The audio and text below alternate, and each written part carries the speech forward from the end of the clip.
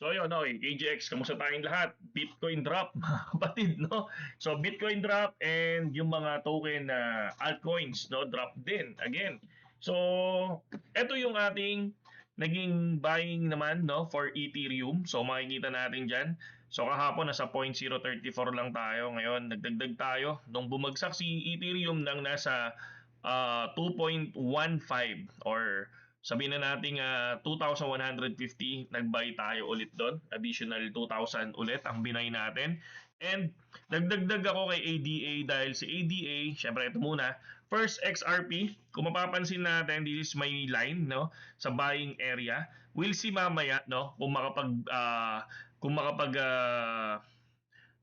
buy ako dito, no. XRP and Bitcoin ilalagay natin dito kay Bitonix. Dito ko sila iipunin. And then dito sa BitGet, ang iipunin natin dito, Ethereum, ADA, Gold,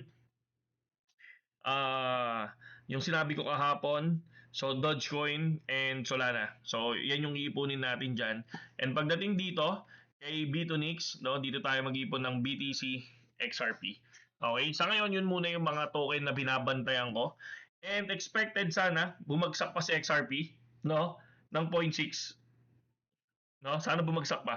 Pero still DCA is good kasi kung mapapansin natin, katulad ako, no? Kung titingnan nyo, ang DCA ko lang naman hindi 10,000, hindi 100,000, hindi 50,000, hindi ganoon di ba?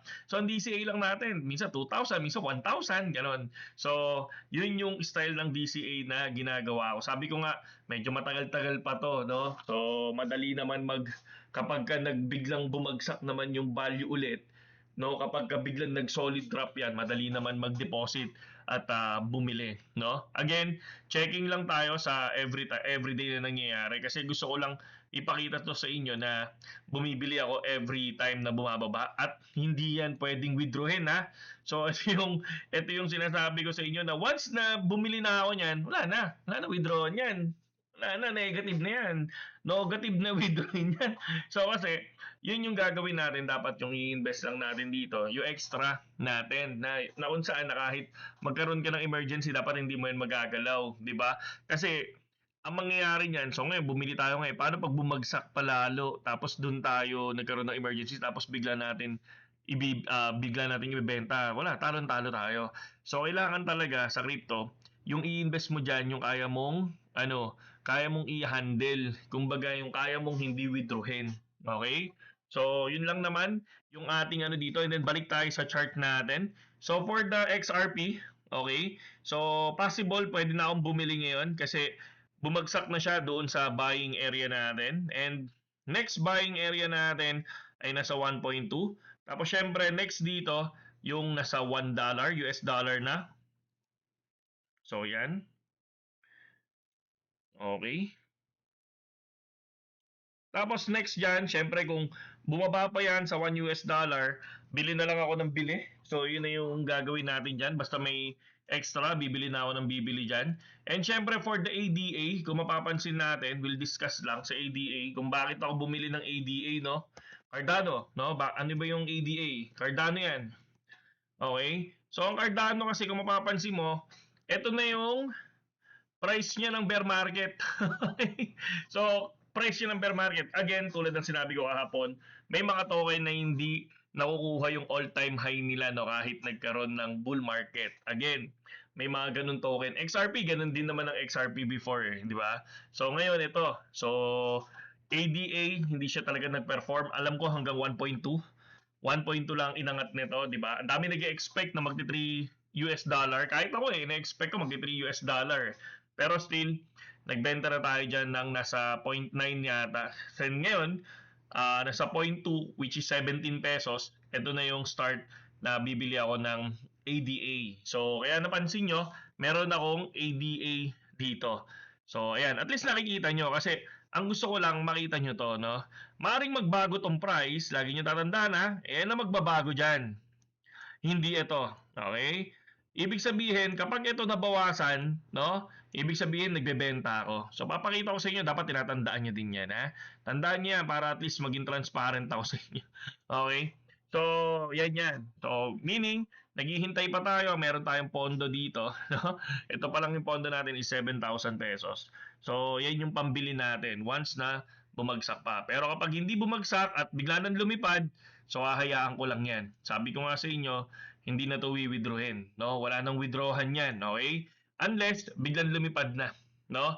Biglang lumipad at kailangan na natin mag-take profit, okay? So, yun lang siya. And then next coin ko na binabantayan, syempre, Ethereum natin. So, ang Ethereum kasi kung titingnan mo, pwedeng pumunta ulit sa 1.4 eh. Pag pumunta na to sa 1.4 or bumagsak na to ha, kung bumagsak to below 2,000 US dollar, ito na yon. Ito na yung start na makikita nyo na medyo nilalakihan ko na yung pinaka ano natin, pinaka DCA ko dito. Pag bumagsak na siya ng below 2,000. Okay? So, pag bumagsak na siya ng below 2,000, so far nandiyan pa lang ako. And then pag bumagsak na to, banda dito sa area na to siguro. Sa 1.8 or 1.9. Yan. Pag bumagsak na yan dyan, so siguro ang iaangat na natin dyan which is 10,000 or 5,000 na. And then kung pababa ng pababa yan, ganun lang ng ganun din. Yun na yun. So for me, yun lang. Nagdi-DCA na ako para nakikita nyo lang, 'di ba? So yun yung DCA eh. Ang kapangyarihan kasi ng DCA, hindi ka naman all in eh. Kunyari kung meron kang 100,000 na budget for the Ethereum, 100,000 na budget for the XRP, 100,000 na budget for na token na gusto mo, ang gawin mo lang doon, syempre, unang buy mo siguro 2,000, 3,000, 4,000, di ba? Next buy, ganun, 2,000 ulit, di ba? So hanggang sa makuha mo yung, wala naman nakaka-predict na hanggang saan yung dulo eh, di ba? Maraming prediction, di ba? Minsan may tumatama, minsan may hindi.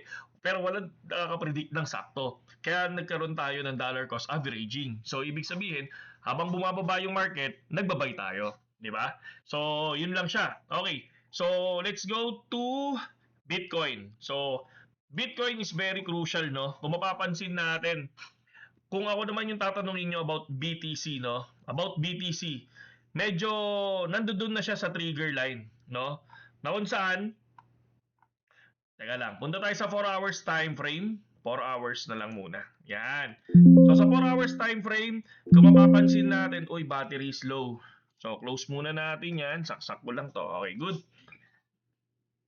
Teka, ba't hindi siya nagcha-charge? Ayun, nag-charge na. So, kung titingnan natin, hindi niya na sinundan tong area na to. Okay?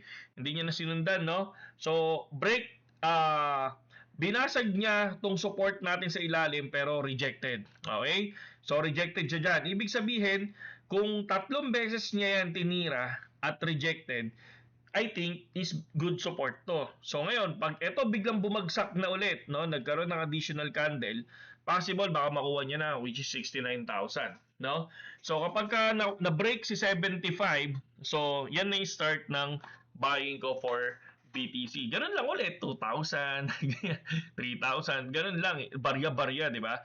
Hindi yung tipong hindi yung tipong 100k agad, hindi naman tayo ganun.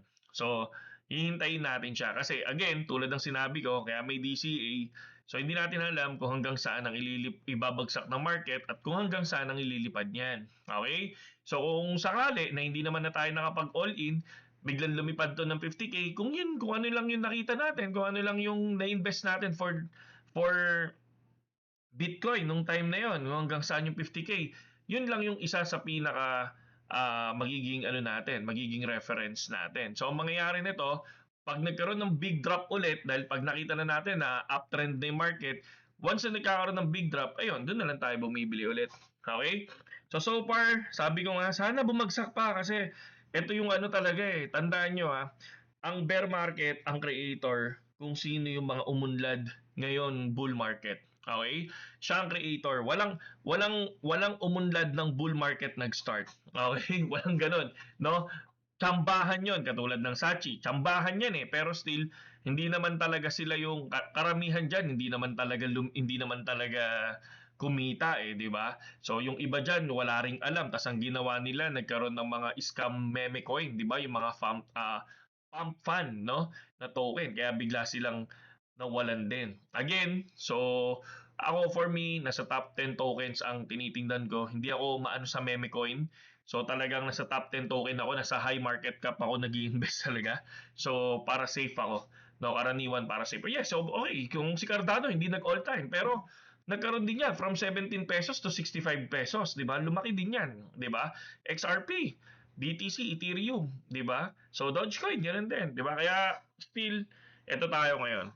Okay, hinihintay lang natin 'yan. At hinihintay lang din natin bumukas syempre yung market mamayang alas 10 kasi hindi pa updated tong area natin. And dito naman, kung mapapansin natin sa Twitter, ang binabantayan ko si Michael Saylor, no?